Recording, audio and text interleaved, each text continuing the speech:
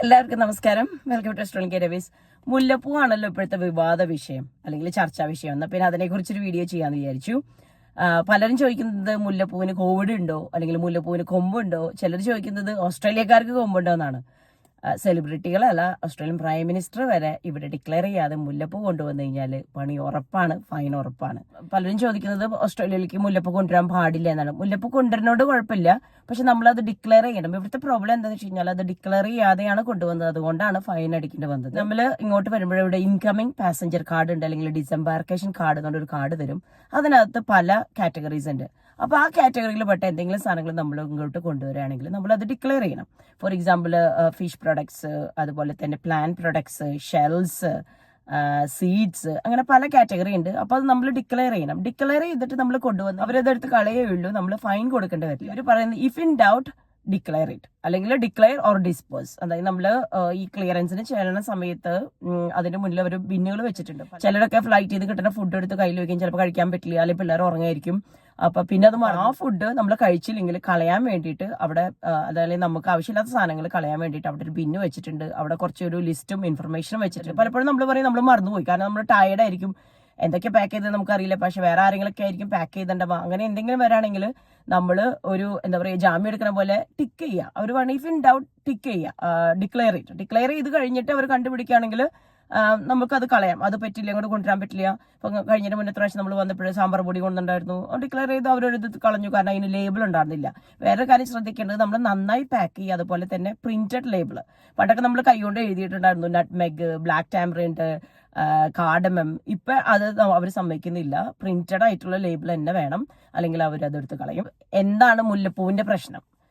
മുല്ലപ്പൂവിന് മാത്രമല്ല, പുറത്തുനിന്ന് കൊണ്ടുവരുന്ന പ്ലാന്റ് ബേസ്ഡ് പ്രൊഡക്ട്സ്, അങ്ങനെയുള്ള പല സംഭവങ്ങളും ഇവരുടെ ബയോസെക്യൂരിറ്റിക്ക് ഒരു ത്രെട്ടാണ്.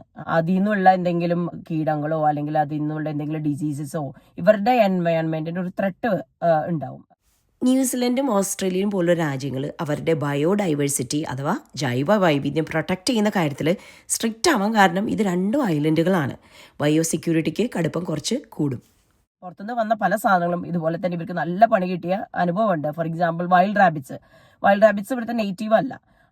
പക്ഷെ ഇവിടെ പെറ്റ് പെരുകി ഭയങ്കര ശല്യമാണ്. അതുപോലെ തന്നെ വൈൽഡ് ബ്ലാക്ക്ബെറി വേറൊരു സംഭവമാണ്, അതും ഇവിടുത്തെ നേറ്റീവ് പ്ലാന്റ് അല്ല. അതിപ്പോൾ അടുത്ത് കളയുന്നുണ്ടെങ്കിൽ വലിയ വലിയ പ്രൊജക്ടുകളാണ് അതിനുവേണ്ടി ചെയ്തുകൊണ്ടിരിക്കുന്നത്, കാരണം അത് അത്ര എളുപ്പത്തിൽ നശിപ്പിക്കാൻ പറ്റില്ല. ഓസ്ട്രേലിയൻ കാലാവസ്ഥയും ഭൂപ്രകൃതിയുമായി ഇണങ്ങുന്ന ഒട്ടകങ്ങളെ ഗതാഗത കച്ചവടത്തിനായി 1840 ഓസ്ട്രേലിയ കൊണ്ടുവരുന്നത്. യന്ത്രവൽക്കരണത്തിന് ശേഷം ഉപയോഗമില്ലാത്തതിനാൽ ഒട്ടകങ്ങളെ കാട്ടിലേക്ക് വിടുകയും പിന്നീട് ലോകത്തിലെ തന്നെ ഏറ്റവും വലിയ വൈൽഡ് കാമൽ ഹേർഡ് ഓസ്ട്രേലിയ രൂപപ്പെടുകയും ചെയ്തു. അതുപോലെ തന്നെ ഇന്ത്യൻ മൈനയും ഓസ്ട്രേലിയക്കാർക്ക് ഒരു തലവേദനയാണ്. അലങ്കാര സസ്യമായി നമ്മുടെ നാട്ടിലെത്തിയ ആഫ്രിക്കൻ പായൽ കുളങ്ങളും കൃഷിസ്ഥലങ്ങളും കൈയടക്കി കൃഷിക്കും ജൈവ വൈവിധ്യത്തിനും ഭീഷണിയായി. അതുപോലെ തന്നെ അലങ്കാര മത്സ്യമായി വന്ന പീരാന പിന്നീട് കുളങ്ങളിലും കായലുകളിലും എത്തുകയും മത്സ്യസമ്പത്തുകൾക്ക് ദോഷമായതും നമുക്കറിയാം. ഇവിടുത്തെ നേച്ചർ, ആൾക്കാർ, ഫാമിങ്, ഇൻഡസ്ട്രി. ഈ ഫാമിങ്ങിന്റെ കാര്യം പറയുമ്പോൾ ഫാമിംഗ് പ്രൈമറി സെക്ടർ ആണല്ലോ. ആ പ്രൈമറി സെക്ടറിലാണ് ഇവരുടെ മെജോറിറ്റി ഓഫ് എക്സ്പോർട്സ് പോകുന്നത്. അപ്പോൾ GDPക്ക് വലിയൊരു കോൺട്രിബ്യൂഷൻ ആണ് ഈ ഒരു പ്രൈമറി ഇൻഡസ്ട്രി അല്ലെങ്കിൽ ഫാമിംഗ് ഇൻഡസ്ട്രി ചെയ്യുന്നത്. ആ ഫാമിംഗ് ഇൻഡസ്ട്രിക്ക് ഏതെങ്കിലും തരത്തിൽ ഒരു കോട്ടം സംഭവിക്കുകയാണെങ്കിൽ അത് ഇവരുടെ എക്കോണമീനെ തന്നെയാണ് ബാധിക്കുന്നത്. ഓസ്ട്രേലിയ മാത്രമല്ല, ഏതൊരു രാജ്യമായാലും അവരുടെ രാജ്യത്തിന്റെ ആൾക്കാരെ പ്രൊട്ടക്ട് ചെയ്യാനും അതുപോലെ നേച്ചറിനെ പ്രൊട്ടക്ട് ചെയ്യാനും എൻവയോൺമെന്റിന് വേണ്ടി, അതുപോലെ തന്നെ ആ ഒരു ബാലൻസ് കീപ്പ് ചെയ്യാൻ വേണ്ടിയിട്ട് അവർ റൂൾസ് ഉണ്ടാവും, റെഗുലേഷൻസ് ഉണ്ടാവും, റെസ്ട്രിക്ഷൻസ് ഉണ്ടാവും. അപ്പോൾ അത് നമ്മൾ ഫോളോ ചെയ്യാം. നാട്ടിൽ നിന്ന് വരുമ്പോൾ നമ്മൾ സ്ഥിരം കൊണ്ടുവരുന്ന കുറച്ച് സാധനങ്ങളാണ് സ്പൈസസ്, അതുപോലെ സ്വീറ്റ്സ്. സ്പൈസസിന്റെ കാര്യം പറയുമ്പോൾ അതിൽ മെയിനായിട്ട് പ്രശ്നം വരുന്നത് കറുവപ്പട്ട. എൻ്റെ പല പ്രാവശ്യം കറുവപ്പട്ട എടുത്ത് കളഞ്ഞിട്ടുണ്ട്. ഞാൻ അവരോട് പല പ്രാവശ്യം ആർഗ്യൂ ചെയ്ത് പറഞ്ഞു, അപ്പോൾ അത് ഇവിടെ നിങ്ങൾ വിൽക്കുന്നുണ്ടല്ലോ, അതാണ് ഇതാണ്, ഇത് ഭയങ്കര നല്ല ക്വാളിറ്റിയാണ്, ബിരിയാണി കടയിൽ നിന്ന് മേടിച്ചതാണ്, സ്പെഷ്യൽ ആണെന്നൊക്കെ പറഞ്ഞിട്ട് ഒരു കാര്യമില്ല. അവർ പറയുന്നത് അത് ട്രീറ്റ് ചെയ്തിട്ടാണ് വരുന്നതെന്ന് പറയുന്നത്. അപ്പോൾ കറുവപ്പട്ട എപ്പോഴും എടുത്ത് കളയും. അതുപോലെ തന്നെ വീട്ടിലിപ്പോൾ കുരുമുളക് ഉണ്ട്, ജാതിക്ക ഉണ്ട്, ജാതിപത്ര ഉണ്ട്, അതെല്ലാം നമ്മൾ കൊണ്ടുവരും. നമുക്കൊരു സന്തോഷമാണ് നമ്മുടെ വീട്ടിലുണ്ടാകുന്ന സാധനം കൊണ്ടുവരുമ്പോൾ. അപ്പൊ ഈ സാധനങ്ങളെ പ്രത്യേകത എന്ന് വെച്ച് കഴിഞ്ഞാൽ അവിടെ നന്നായി നമ്മൾ ഉണക്കിയിട്ടാണ് ഈ സാധനം വെക്കുന്നത്. ഇത് ഫ്ലൈറ്റിൽ തണുപ്പിൽ ഇരുന്ന് കഴിഞ്ഞ് പുറത്തേക്ക് എടുക്കുമ്പോൾ അതുമ്പോൾ ചിലപ്പോൾ ചെറുതായിട്ട് പൂപ്പലുണ്ടാവും. അപ്പൊ അത് കണ്ടു കഴിഞ്ഞാൽ അവർ അതെടുത്ത് കളയും. അതുകൊണ്ട് നാട്ടിൽ നിന്ന് കൊണ്ടുവരുന്ന സാധനങ്ങൾ നമ്മൾ ശ്രദ്ധിക്കുക, നന്നായി പാക്ക് ചെയ്യുക, നന്നായി ലേബിൾ ചെയ്യുക. ഞാൻ ഫസ്റ്റ് വട്ടം ഇവിടെ വന്ന വുഡൻ പ്രൊഡക്ട്സ് എന്ന് പറഞ്ഞിട്ട് ഒരു കാറ്റഗറി. അപ്പം എന്റെ കയ്യിൽ കല്യാണത്തിന്റെ ഫോട്ടോ ഫ്രെയിം ചെയ്തിട്ടുണ്ടായിരുന്നു. ആ ഫ്രെയിം വുഡൻ ആണല്ലോ, അത് നമ്മൾ അത്രയും കൂടെ ഓർത്തില്ല, അവരത് കണ്ടുപിടിച്ചു. പിന്നെ വെഡിങ് ഫോട്ടോ ഒന്ന് കണ്ടു കഴിഞ്ഞപ്പോൾ അവർ പറഞ്ഞു okay this time okay, next time you have to declare it എന്ന് പറഞ്ഞു. അപ്പം കുറെയൊക്കെ നമ്മുടെ ലെക്കാണ് കേട്ടോ. പിന്നെ കിട്ടുന്ന ആളനുസരിച്ചിരിക്കും. ചിലവർ നല്ല മനുഷ്യരായിരിക്കും, ചിലവർ നല്ല പണി കിട്ടും, നല്ല സ്ട്രിക്റ്റ് ആയിരിക്കും. കഴിഞ്ഞ 2 വട്ടം നമുക്ക് ഒരു പ്രശ്നം ഉണ്ടായിരുന്നില്ല. നമ്മൾ കുറേ സാധനങ്ങൾ കൊണ്ടുണ്ടായിരുന്നു, ഉണക്ക ചെമ്മീൻ, അങ്ങനെ കുറേ സാധനങ്ങൾ കൊണ്ടുണ്ടായിരുന്നു. ഒരു പ്രശ്നം ഉണ്ടായില്ല, രക്ഷപ്പെട്ടു. അതിന് മുന്നത്തെ പ്രാവശ്യം വന്നതൊക്കെ പണി കിട്ടി, കുറേ സാധനങ്ങൾ അവരെടുത്ത് കളഞ്ഞു. ലേബിൾ ഉണ്ടെങ്കിൽ അവർ പറയും ദിസ് ഇസ് നോട്ട് അലൗഡ് എന്ന് പറഞ്ഞിട്ട് നേരെ പിന്നിലിടും. പിന്നെ നമുക്കൊന്നും പറയാനില്ല, ആർക്കും ചെയ്തിട്ട് വലിയ കാര്യമൊന്നുമില്ല, ചിലപ്പോൾ രക്ഷപ്പെടുന്നു മാത്രം. പിന്നെ നമ്മൾ ചോദിക്കും, ഇത് വെറും ഒരു മുല്ലപ്പൂവല്ലേ, എന്താ ഇത്ര വലിയ ത്രെറ്റ്? ഫാമിംഗ് സെക്ടറിനെ എഫക്ട് ചെയ്ത് കഴിഞ്ഞാൽ അത് എഫക്ട് ചെയ്യുന്നത് അതിൽ ഉള്ള വർക്കേഴ്സിനെയാണ്, ആ ഇൻഡസ്ട്രീനെയാണ്, കണക്റ്റഡ് ബിസിനസ്സുകളെയാണ്, അതുപോലെ തന്നെ ഇക്കോണമീനെ തന്നെയാണ് കേട്ടോ. അപ്പൊ ഇവർ ചെയ്യുന്നത് prevention is better than cure, അത്രേ ഉള്ളൂ. അത് മാത്രമല്ല കേട്ടോ, വിത്തിൻ സ്റ്റേറ്റ്സും ഇവിടെ ഭയങ്കര സെക്യൂരിറ്റി ഉണ്ട്.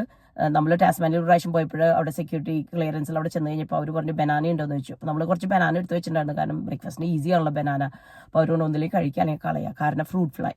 അപ്പൊ ഈ ബനാനയിൽ നിന്നാണ് ഫ്രൂട്ട് ഫ്ലൈ വരുന്നത്. അപ്പൊ അത് ഫ്രൂട്ട് ഫ്ലൈ അവിടെ ഇല്ല, ടാസ്മാനിയയിൽ ഫ്രൂട്ട് ഫ്ലൈ ഇല്ല. അപ്പൊ അത് പ്രിസർവ് ചെയ്ത് നിർത്താൻ വേണ്ടിയിട്ട് അവര് റെസ്ട്രിക്ഷൻസ് ഏർപ്പെടുത്തുന്നു. പുറത്തുനിന്ന് വരുന്ന പ്രൊഡക്ട്സ് മാത്രമല്ല കേട്ടോ, ഇവിടെ വിത്തിനുള്ളതും ഇവിടുത്തെ നേച്ചുറൽ ബാലൻസ് കീപ്പ് ചെയ്യാൻ വേണ്ടിയിട്ട് അവർ പല മെഷേഴ്സ് എടുക്കുന്നുണ്ട്. ഫോർ എക്സാമ്പിൾ, ഇവിടുത്തെ നാഷണൽ ആനിമൽ ആണ് കാങ്കറു.